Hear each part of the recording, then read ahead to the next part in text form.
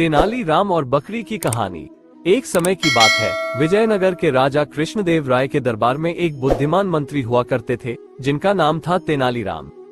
तेनालीराम की बुद्धिमत्ता और चतुराई के किस्से दूर दूर तक फैले हुए थे। एक दिन एक चरवाहा राजा के दरबार में पहुंचा और अपनी फरियाद सुनाए। चरवाहे ने बताया कि उसके पड़ोसी के घर की दीवार गिर गई और उसके नीचे आने से उसकी बकरी मर गई।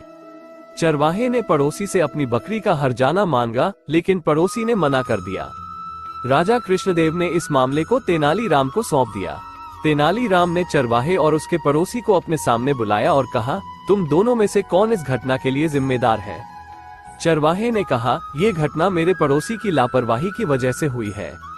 उसने अपनी दीवार ठीक से नहीं बनवाई, जिससे ये गिर गई और मेरी बकरी मर गई।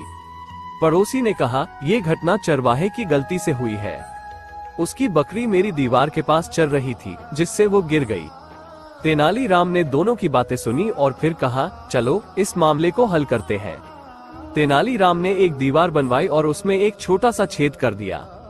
फिर उसने चरवाहे और उसके पड़ोसी को छेद के सामने खड़ा कर दिया और कहा, अब तुम दोनों में से जो भी इस छेद में से होकर सबसे पहले दीवार के दूसरी तरफ पहुंच जाएगा, वो इस घटना के लिए जिम्मेदार होगा। चरवाहा और उसका पड़ोसी दोनों ही इस खेल में हार गए। वे दोनों ही छेद में से होकर दीवार के दूसरी तरफ नहीं पहुंच पाए। तेनालीराम ने कहा, अब तो तुम दोनों ही इस घटना के लिए जिम्मेदार हो। तुम दोनों ने ही दीवार को ठीक से नहीं बनाया, जिससे ये गिर गई। इसलिए तुम दोनों ही बकरी के हर्जाने के लिए जिम्मेदार हो।